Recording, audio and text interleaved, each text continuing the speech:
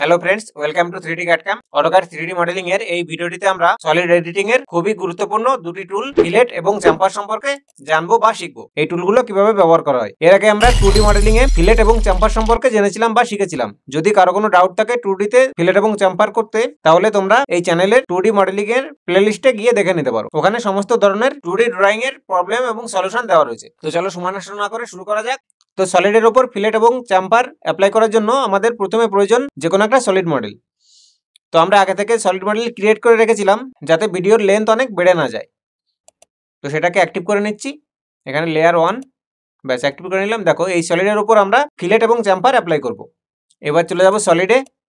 ব্যাস এখানে দেখো রয়েছে ফিলেট এজ, আর এর নিচে অ্যারোতে রয়েছে চাম্পার এজ। তো প্রথমে আমরা ফিলেট ব্যবহার করব।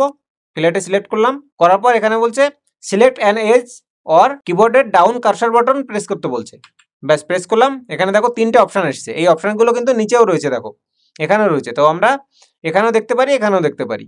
তো এখানে রয়েছে রেডিয়াস, লুপ এবং চেন, তিনটে অপশান। প্রথমে আমরা রেডিয়াস পুট করব, ক্লিক করলাম, রেডিয়াস দিলাম 15 এন্টার। ব্যাস এবার এখানে আরো দুটো অপশান রয়েছে, লুপ আর চেন। তো এগুলো আমরা একটু পরে শিখছি। প্রথমে একটা লাইন সিলেক্ট করছি, দেখো এটাকে সিলেক্ট করলাম। দেখো এই জায়গাটুকু আমাদের রেডিয়াস চলে আসছে, কিন্তু আমাদের রেডিয়াস প্রয়োজন কোথায় কোথায়, যেখানে প্রয়োজন সেখানে করতে হবে। তো আমরা গোটা টপ সারফেসে যে এজ গুলো রয়েছে এই এজে ফিলেট করতে চাইছি, আর এই এজ গুলোকে সিঙ্গেল সিঙ্গেল বা একটা একটা করে সিলেক্ট করতে হচ্ছে। তো একটা একটা করে সিলেক্ট করলে আমাদের টাইম অনেক বেশি লেগে যাবে। আমরা যেহেতু অটোক্যাডের ডিজাইনিং করছি, তো আমাদের সবসময় শর্টকাট ব্যবহার করতে হবে। তো এর জন্য এবার দুটো অপশন রয়েছে, লুপ এবং চেন। তো প্রথমে চেন সিলেক্ট করলাম, দেখো চেন সিলেক্ট করে এখানে সিলেক্ট করলাম। দেখো চেন সিলেক্ট করলে কি হচ্ছে, সব জায়গাগুলো একসঙ্গে সিলেক্ট হয়ে গেল। এখান থেকে শুরু করে এই কর্নার পর্যন্ত একসঙ্গে সিলেক্ট হয়ে গেল, কিন্তু তবুও পুরোটা সিলেক্ট হলো না। টপ সারফেস যতগুলো এজ রয়েছে এখনো দুটো তিনটে এজ বাকি থেকে গেছে। তো এটাকে আমরা ক্যান্সেল করব। ব্যাস এস্কেপ বাটন প্রেস করলাম। এবার আবার ফিলেট নেব, নেওয়ার পর সেম ওয়েতে রেডিয়াস 15 এন্টার। এবার আমরা যাব লুপে। যেহেতু চেনে গেলে সব এজগুলো একসঙ্গে সিলেক্ট হচ্ছে না, এবার আমরা লুপ সিলেক্ট করব। লুপ সিলেক্ট করলাম, করার পর এই এজের উপর ক্লিক করলাম। ক্লিক করলে দেখো এই যে ফ্রন্টে চারটে edge, left side, top, right এবং বটম, এই সারফেসের এই চারটে এজ সিলেক্ট হয়েছে। এগুলো আমাদের প্রয়োজন, আমাদের দরকার টপ সারফেসে।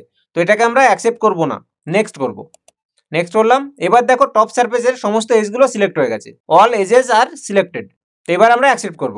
অ্যাকসেপ্ট করলাম, দেখো সমস্ত এজে রেডিয়াস চলে এসছে, এটা শো করছে। তো এটাকে আমরা দেখে ভেরিফাই করে নেবো সমস্ত এজে রয়েছে কিনা। যদি না থাকে সেটাকে আবার সিলেক্ট করতে হবে। তো সব এজে রয়েছে। এবার আমরা এন্টার করব। এন্টার প্রেস করলাম। এন্টার প্রেস করলে এখানে আবার রেডিয়াস কনফার্মেশনের জন্য আরেকবার এন্টার প্রেস করতে বলছে। যদি আমরা এই রেডিয়াসটা অ্যাকসেপ্ট করি তাহলে, তো রেডিয়াসে দেখো 15 রয়েছে। ব্যাস আমরা অ্যাকসেপ্ট করে নিলাম, এটাই এন্টার। ব্যাস এবার দেখো ফিলেট হয়ে গেছে, একসঙ্গে সমস্ত এজগুলোই ফিলেট হয়ে গেছে। তো এইভাবে আমরা যে কোনো এজে, যে কোনো সলিড অবজেক্টে, সবসময় মাথায় রাখবে সলিড অবজেক্টে ছাড়া এই ফিলেট বা চাম্পার কাজ করে না, যেহেতু এটা 3D ফিলেট। তো এইভাবে আমরা যে কোনো অবজেক্টের উপর ফিলেট অ্যাপ্লাই করতে পারি। একইভাবে আমরা বটমে ফিলেট করতে পারি। দেখো এখানে সিলেক্ট করছি, ফিলেট রেডিয়াস 15 ছিল, এটাকে 10 করলাম। একইভাবে লুপ সিলেক্ট করলাম, দেখো সমস্ত বটম এজগুলো হয়ে গেছে। তো অ্যাকসেপ্ট করে নিলাম। ব্যাস এবার এন্টার। দেখো অবজেক্টটার সমস্ত এজগুলো ফিলেট হয়ে গেছে। এভাবে আমরা এই সিলিন্ড্রিকাল অবজেক্টের ওপরও ফিলেট অ্যাপ্লাই করতে পারি। Fillet radius 1 2 enter, select select, যতগুলো এজে প্রয়োজন সবগুলো এজে একসঙ্গে আমরা অ্যাপ্লাই করতে পারি। দেখো এন্টার। দেখো সব জায়গায় একসঙ্গে ফিলেট হয়ে গেছে। তো আমরা ফিলেট শিখে গেলাম। এবার আমরা অ্যাপ্লাই করবো চাম্পার। তো এখানেই দেখো নিচে রয়েছে চাম্পার, সিলেক্ট করলাম। করার পর এবার এখানে দুটো অপশন এসেছে, দেখো একটা ডিস্টেন্স, একটা লুপ। লুপের ফাংশন তো আমরা জানি, একসঙ্গে সবগুলো সিলেক্ট হয়ে যাবে। আর ডিস্টেন্স, ডিস্টেন্সটা কি, এটা হচ্ছে চাম্পার ডিস্টেন্স। আমরা এই যে এজ থেকে কতটা ডিস্টেন্সে চাম্পার করব, কত mm এর বা কত ইঞ্চের, যে ডাইমেনশন থাকবে, যে ইউনিট থাকবে সেই ইউনিটে হবে। তো এখানে আমরা 1 এর জায়গায় 20 এন্টার করলাম। এবার ডিস্টেন্স 2, প্রথম ডিস্টেন্সটা আমরা 20 দিয়েছি, সেকেন্ডটাও আমরা 20 দেবো, 20 এন্টার। ব্যাস। তো এখানে সিলেক্ট অ্যান এজ, যে কোনো একটা এজ সিলেক্ট করব অথবা লুপ সিলেক্ট করব। এখানে লুপ যদি সিলেক্ট করি, করার পর দেখো এখানে গেলাম, সমস্ত এজগুলো একসঙ্গে সিলেক্ট হয়ে গেছে। দেখো এবার আমরা এন্টার করব, এন্টার। ব্যাস দুইবার এন্টার প্রেস করলাম। দেখো সব এজগুলোতেই চাম্পার চলে এসছে। তো যেহেতু আমরা ডিস্টেন্স সেম দিয়েছি 20 × 20, তো এটা 45 ডিগ্রি অ্যাঙ্গেলে চাম্পার হয়েছে। তো চাম্পার কমপ্লিট হয়ে গেছে। এভাবে আমরা যে কোনো অবজেক্টের উপর চাম্পার ক্রিয়েট করতে পারি। একইভাবে পাশের সিলিন্ডারের উপরও চাম্পার অ্যাপ্লাই করব।